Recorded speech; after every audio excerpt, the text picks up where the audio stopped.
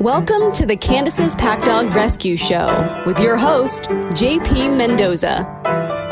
Thank you very much, Taniya. All right, let's just get right into it. This interview is a continuation of interviews that I did with some awesome people that I met at the Lucas Agnew workshop back in October of 2020. Please welcome, from Happy Social Dog, based out of Bend, Oregon, dog trainer April Sullivan.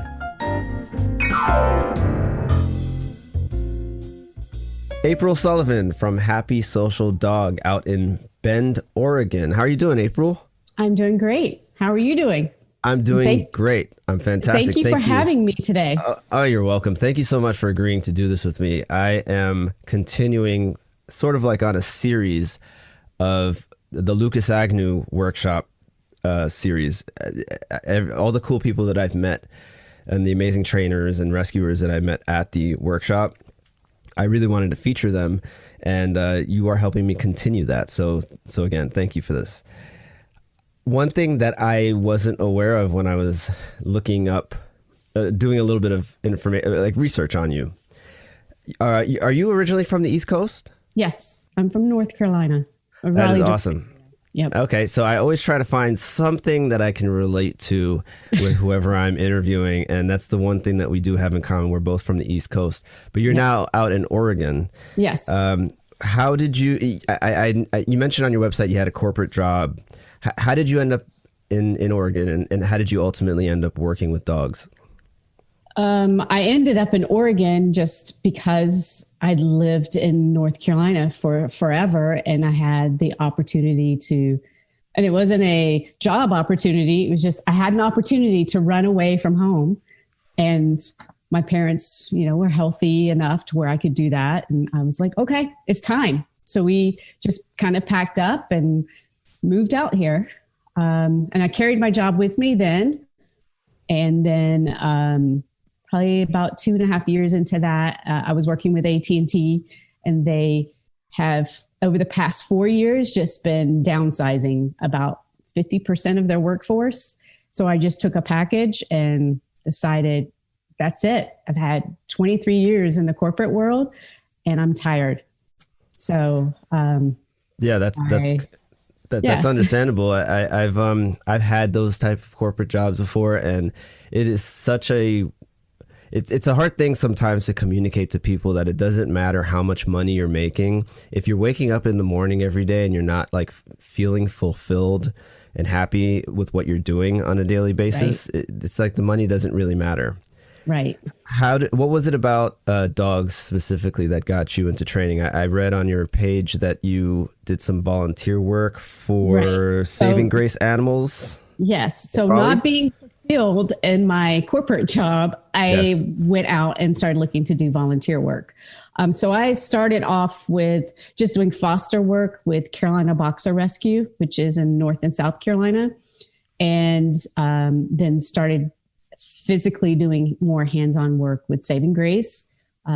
They are in Raleigh, Wake Forest area, and it's a small private organization, and they have about 60 to 80 dogs on their property. Wow. At one time. It's just a house with some land. And so I learned a lot from that.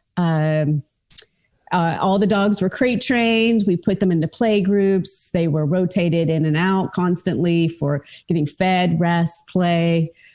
So we had puppies, adult dogs. She even had farm animals on the property. So I just got a wide range of experience from doing that volunteer work. And I was there about 3 days a week volunteering. Wow, that's amazing. That much. So 60 to 80 dogs. Yes. I am just trying to figure out what is the management of that like? I mean, you mentioned they were all crate trained, so there's about 60 to 80 crates. Yes. And there's probably a pretty strict schedule as to which groups go out, you got to bring them back in, and then the next group goes out, and they all have to get fed and taken out every couple hours. I mean, what's that like? What's a day like that? Heavy volunteers, and each shift we had 3 shifts that you could sign up for, and you could stay longer if you wanted. I usually was there longer, or actually there was 4 shifts, and you had a shift leader and you had a list of things to accomplish. And usually that was, dogs were still outside. They came in, we put the next ones out. We got them all fed.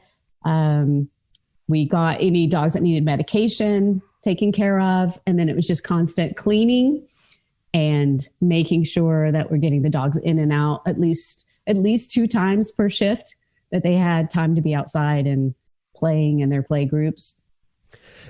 So it was hectic. It was a hectic shift, but it was fun because it went by. You're so busy, it went by fast. Sure.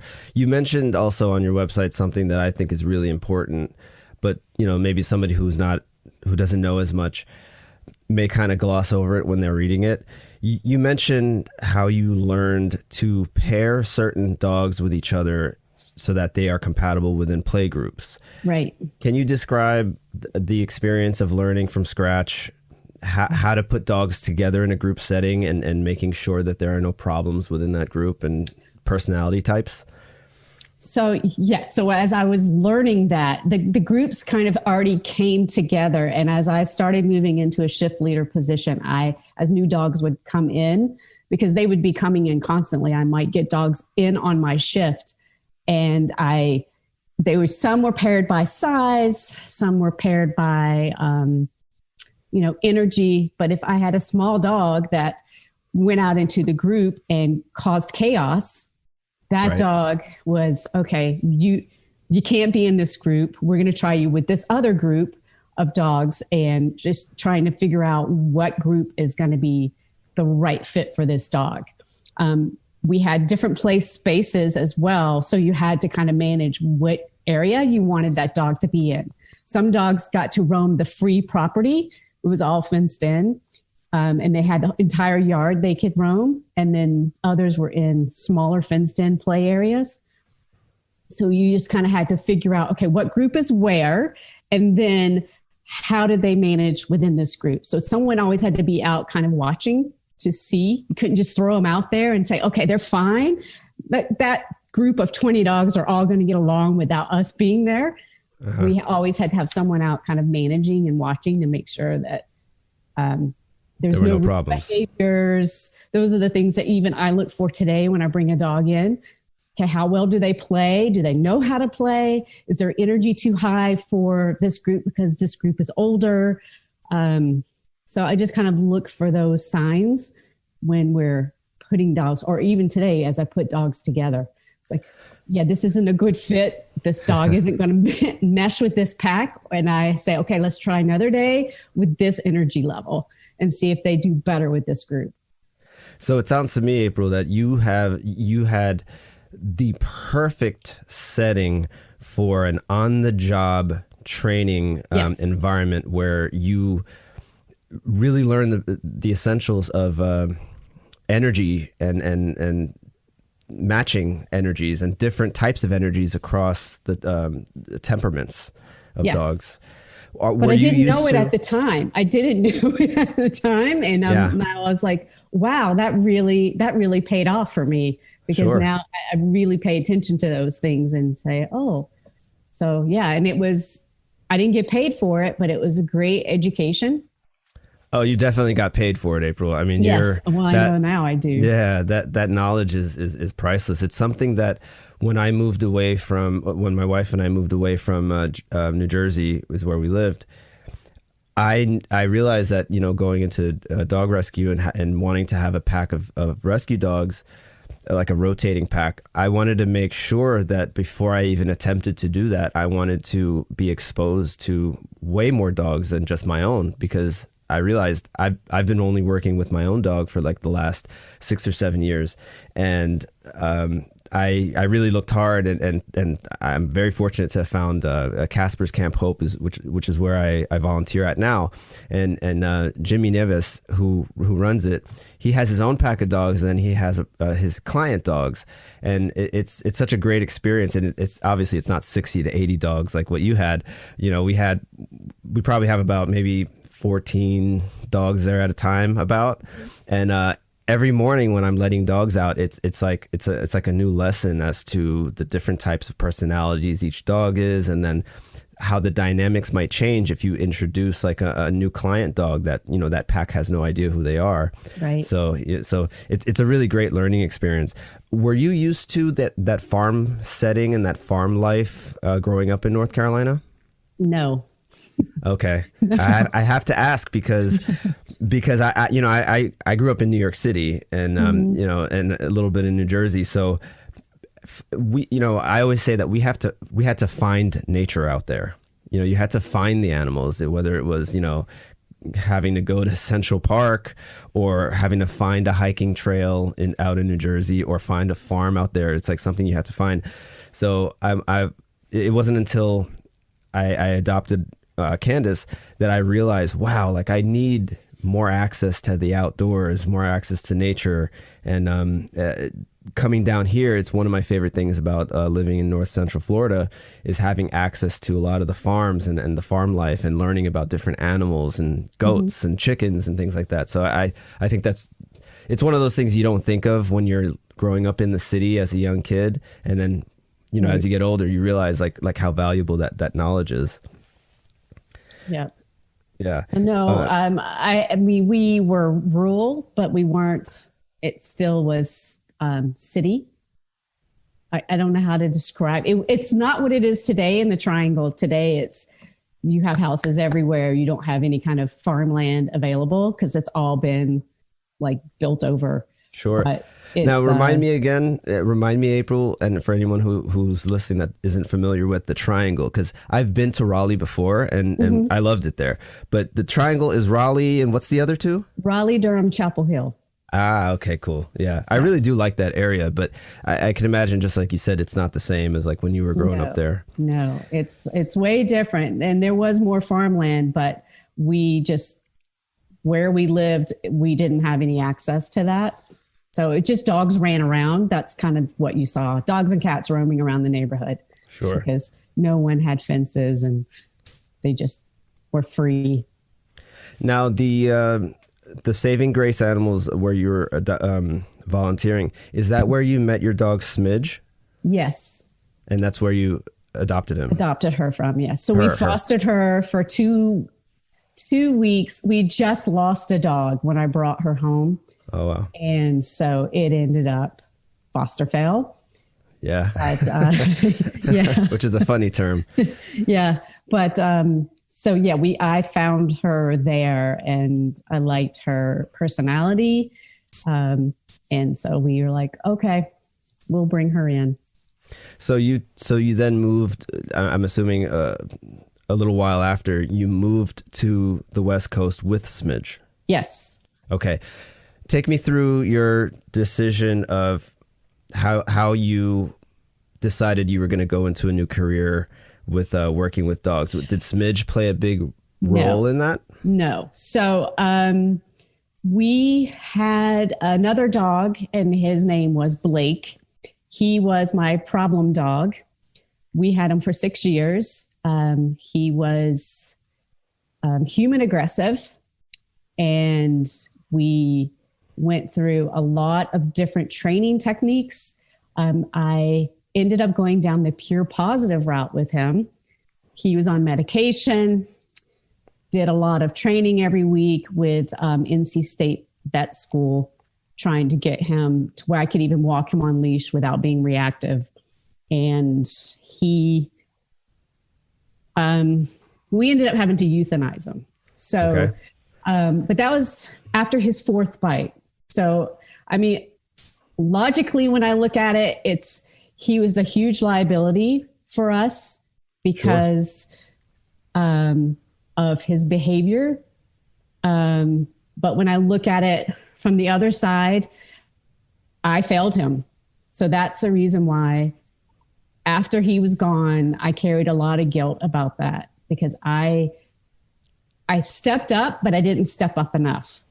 And didn't change myself, didn't force things to happen in my house. And so, April, I'm trying not to cry. I know. And I want to jump in and save you a little bit, but I just want to commend you for talking about that, because I think a lot of people assume that dog trainers are just people who maybe they have an ego about them and maybe they just want to fix every dog and things like that. But I think a lot of people don't realize that a lot of times there is that one dog that changes our course of action, right? It's that one dog that makes us think, you know what? Either I failed this dog or I was super successful with this dog and I realized it doesn't have to be this way. It didn't have to be the way. You don't know what you don't know, right? So you get somebody else to teach you. And in our case, it's a dog that teaches us like really what's kind of wrong with our approach. And you mentioned going the pure positive route. I mean, I'm not here to criticize any form. It worked for a bit. Yeah, for a bit. But the one thing that I've heard pretty much every trainer say is I've never heard of a dog's life being changed with the pure positive route, or a dog's life being saved, going the pure positive route. Right. And in my case, it was a dog that Candace, we adopted her, and she was so fearful. I didn't even know that dogs like her existed. Dogs that were so scared. I used to work at a vet's office as a vet tech. Mm-hmm. And whenever we would have a dog like that was so scared, I always just assume, oh, well, of course this dog is scared. He's at the vet and we're poking and prodding and doing this and cleaning ears and all this and that. But this must be the happiest dog ever when he goes back to his owner. And I didn't realize that there are those back of the pack dogs that are just naturally like that, and it takes us to kind of get them out of their shell and lack of exposure as puppies and things like that can affect them. Mm-hmm. So I do commend you for talking about that, because I always find that there is that one dog, whether we own the dog or not, it's that one dog that kind of changed things for us and how we look at dogs and kind of make us want to go into this industry.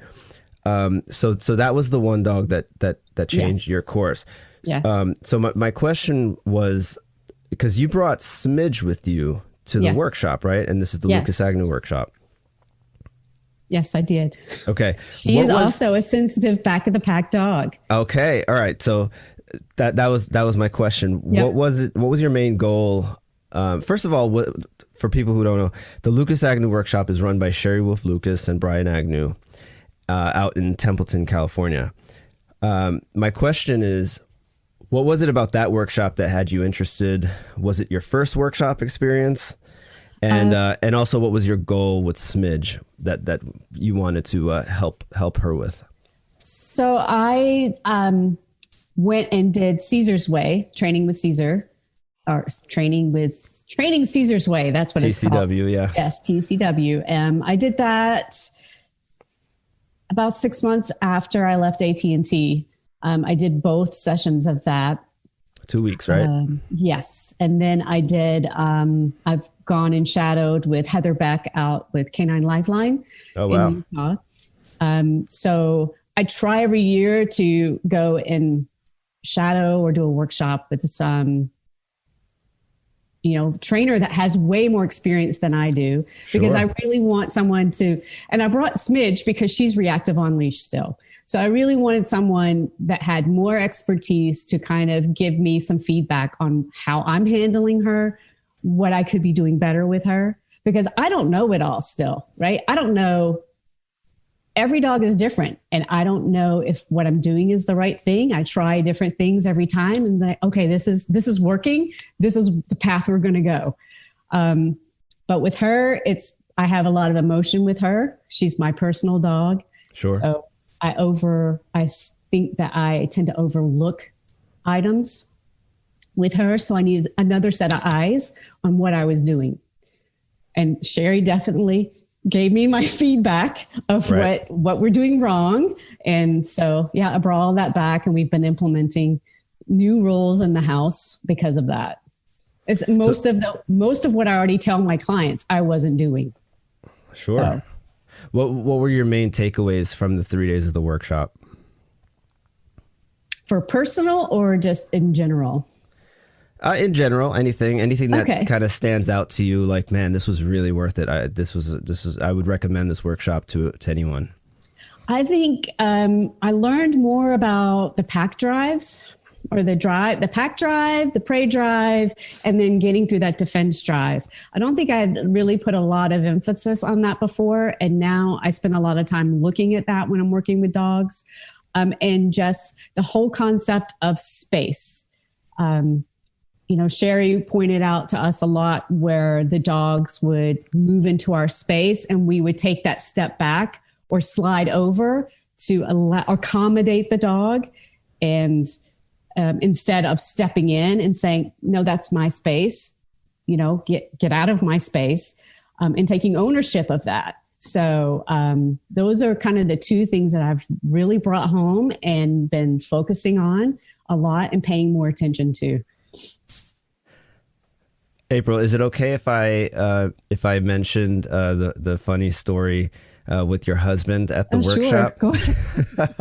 It is funny. Well, do you want to tell the story, or do you want me to tell it? You tell it, because I like to hear someone else's story. Okay, so I don't remember all the details. What I remember is Sherry was trying to get. It was your turn. Yes. It was one of your turns for the demonstrations with Smidge. And everybody gets 20 minutes. All the working spot people get 20 minutes with each dog. And you're either with Sherry or with Brian. And you were working with Sherry, and you had Smidge with you. And Sherry was trying to get to the bottom of, okay, you're doing this, that's correct. You're doing that, that's correct. Something isn't right here. Is everybody in the household on the same page? And then you were like, well, my husband kind of lets her do this and lets her do that. And Sherry's like, well, what's the deal here? You guys got to get on the same page. So what I remember about it being so funny is that you were literally doing everything correctly.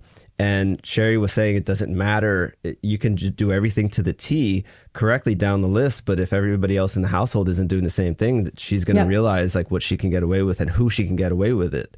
So she ended up we ended up making a video on your cell phone because you guys traveled together. Mm-hmm. He was, I guess, riding his bike somewhere, I think you said.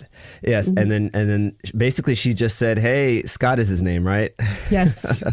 He said, hey, Scott, what's the deal? You got April here working her butt off, trying to make sure everything is good. And, you guys got to get on the same page. And then like all of us in the class were just kind of like, yeah, come on. I don't remember exactly what we said, but we just kind of egged it on. But long story short, I think she also invited him to come in for one of the classes, which he ultimately declined. But you did tell us that he agreed to follow your program. So what's the deal, April? How did everything work out afterwards? Did he keep his promise? He has kept part of it. Yes. Okay. Part of our problem was she sleeps in our bed. Okay. And so we spent 30 days after we came home having her in a crate at night. Yeah. And now she's graduated from the crate back to her dog bed. Okay. She sleeps in her dog bed at the foot of our bed. So she's not allowed to go into the bedroom, and he's followed through on all that. He's cut down on his affection and unnecessary treat giving, unearned affection. Right. So he's doing better. I wouldn't say that it's 100%, but I'd say probably like 80%. I've got 80% out of him. So I just have to fine tune the other little bits. That's awesome. Well, congratulations to him and to you because I would imagine that him seeing the difference in Smidge by changing his actions, it would make him want to get along with the program. And I would also imagine that you probably have clients that go through this where there's more than one person in the household, and maybe one person wants to learn how to have a better relationship with the dog, but you have to explain to them, hey, listen, if your kids aren't doing this, or if your husband or your wife isn't doing this, then everything that I'm teaching you and all the money that you're spending is just going to be wasted. Yes. Can you talk about the importance of why everyone in the household needs to be on the same page? Sure. Well, we want to make sure the humans are always the leaders for our dogs. And if we don't feel that need for them, they will step in and take over for that. So the example that I always use with my clients is that dog Blake. and how I worked. I took him to training. I trained him. I'm the one that walked him. I'm the one that dealt with him. And when I would leave the house, he would then take leadership role. And that's when bites would happen. I wasn't home. He was in charge. And you filled the role. Yes. He stepped back into that role, and he bit someone that he'd been fine with all day in the house. And I left to go volunteer and left him with my husband. And the guy was still working in our house. And the guy just came in like he'd been doing all day long. And then their dog attacked him. Wow. So I was like, okay, so this is definitely a clear sign. So I definitely revert back to that, history, and just tell people don't go through what I went through. I mean, Your dog might not be biting, but your dog is not being well behaved. You're here because of that. And if you can't follow through and everybody be on the same page, you're on a path to destruction with your relationship. So destruction not being the dog fall apart, the dog bite. Just, I look at it as, if we look at it from a relationship, I mean, we have our personal relationships, and if we don't put the energy into it, they fail. Right. And it's the same with our dogs. So if we can't do it for our dog, I just always think, well, how many more relationships with dogs are you going to have in your life, and how many of those are going to fail? And so learn now how to have a proper one, and then you can apply it to every dog that you own and every dog that you interact with throughout your life. So better said than I could have ever said, April. I agree with you 1,000%. One of my favorite things about this dog training community, because I'm pretty new to this community of trainers. Mm-hmm. And one of my favorite experiences so far are the connections that are made with the people, and just meeting people who are so willing to help others and share information and educate and just give, it could be a simple little leash tip that might completely change somebody else's, the way they handle a dog. I really enjoy the connections being made, and I have to thank you because you connected me to Greg DeFranza out in Jacksonville, Florida. And me being new to the North Central Florida area, I obviously have very limited connections right now. And I did follow through.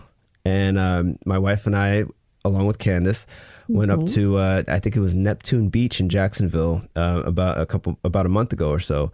And we met up with him, and he has a huge pack walk that he does, I believe, once a month out on the beach over there.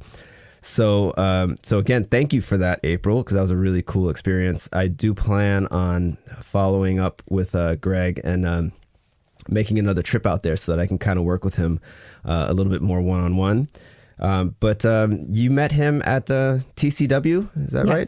Yes. And because Greg he's a volunteer over. He was actually in my first class, so he as a student. Yes, as a student. Oh, okay. And then when I went back for the second class, I didn't do them back to back. I took a year off and then came back. Okay. And did TCW too, and he was a volunteer that time, so I got to see him again. So that was awesome. Oh, nice. That's great. Do you ever come out to Florida to take part in any of his classes, or is that something you're planning on doing? I will be next month, as long as the airlines don't cancel another flight for me. I will be there. Yeah. So yes, I'm looking forward to shadowing with him and volunteering at his classes, and picking up some more tips. That's Greg DeFranza out in Jacksonville. I hope to have him on the show sometime soon, maybe in season 2. But one more thing, April. So I read that you have you have a business degree. Yes. And obviously, we already talked about you were working in the corporate world, and you've been doing this for a really long time. So my question is, what's the best piece of advice you would have for somebody like me who's just now getting into a dog training business? Geez. kind of a I loaded wouldn't say I've been question. doing it that long to give you that great advice, but I would. I think really what I've learned over the past 2.5 years is that I really need to create my personal boundaries and kind of keep to that and not burn myself out. Because if I'm working 7 days a week, I'm not going to be any good for the dogs or for my clients.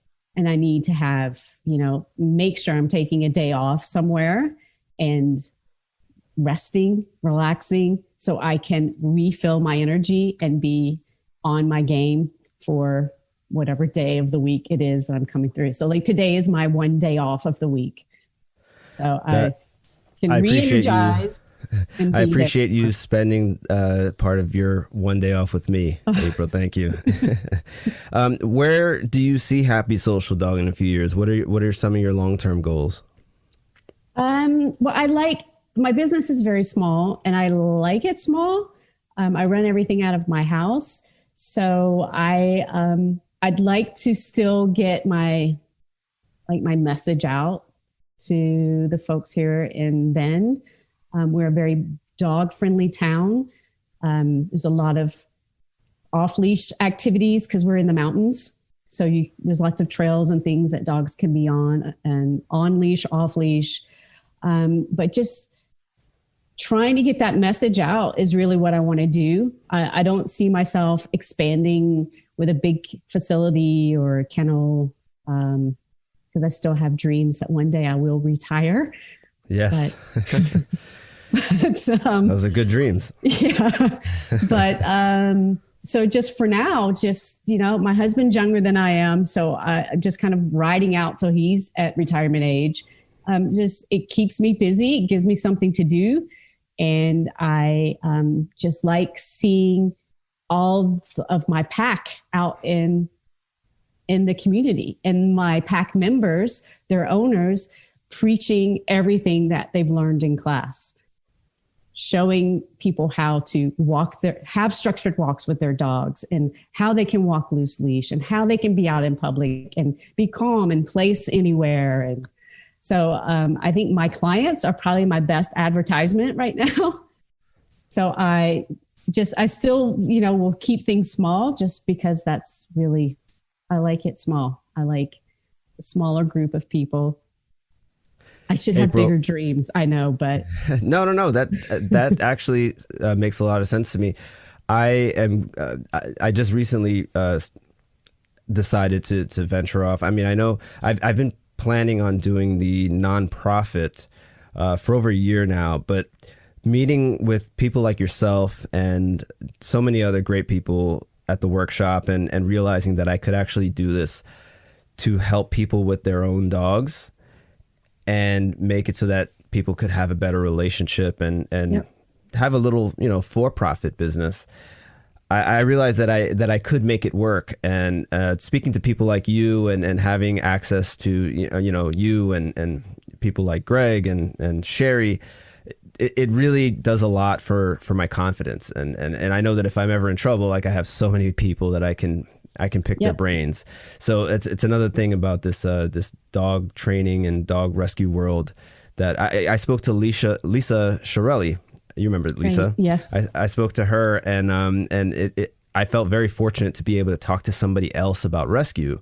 And sometimes you can feel very alone in this business, right? Unless you reach out to people for help, and it takes not having an ego to realize that you do need help. So I really do appreciate you, April. I like to end the interview by asking 3 questions where you can answer sort of like in a rapid fire way. Okay. Okay. All right. You ready? All right. I'm ready. Okay. What's the one thing you wish dog owners would understand? To nurture calm. Nurture calm. That's it. What's the one thing you wish dog trainers would understand? Clients. Say that again, April. To listen to their clients. Okay. That's a good one. Is there anyone you personally know in the dog world that you think deserves more recognition? Someone you think people should look up and maybe I should have on the show and tell them April sent you? Oh, God. That a hard one. Yeah, there's a lot of people out there. I really like the Oregon Tales. I don't know his name, but that organization out there outside of Portland. Are you near Portland? I'm 3 hours from Portland. Okay. Have you met those guys? No, I wanted to go this summer out. They have some shadow programs, but because of COVID, they shut those down. So, but I really like what they're doing, and I love just following them. I think they probably are a bigger name though than, and then there's another girl in North Carolina that owns So Fetch Canine Adventures, where she's got an off leash type program, social program. Her name is Hannah Clark. I like her a lot. Do you know her personally? Yes. Oh, great. She used to volunteer at Saving Grace with me. Okay, and what was her Instagram handle? I'll have to look it up. or the name of you mentioned the name. So Fetch Canine Adventures. Okay, So Fetch Canine Adventures. April Sullivan from Happy Social Dog. Thank you so much for being with me today. I really do appreciate it. Well, thank you for having me. Thank you so much, April, for doing the show. If you'd like to follow her on Instagram or Facebook, you can do so at Happy Social Dog. Also, you can visit her website, happysocialdog.com. Thank you for listening to the Candace's Pack Dog Rescue Show. For news updates and training tips, make sure you follow us on Instagram and Facebook. You can find us at Candace's Pack Dog Rescue. If you would like to support the rescue, please visit our website at cpackdogrescue.org. For questions and comments, you can contact us at cpackdogrescue@gmail.com. And if you like the show, please subscribe and leave a 5-star review on your podcast app.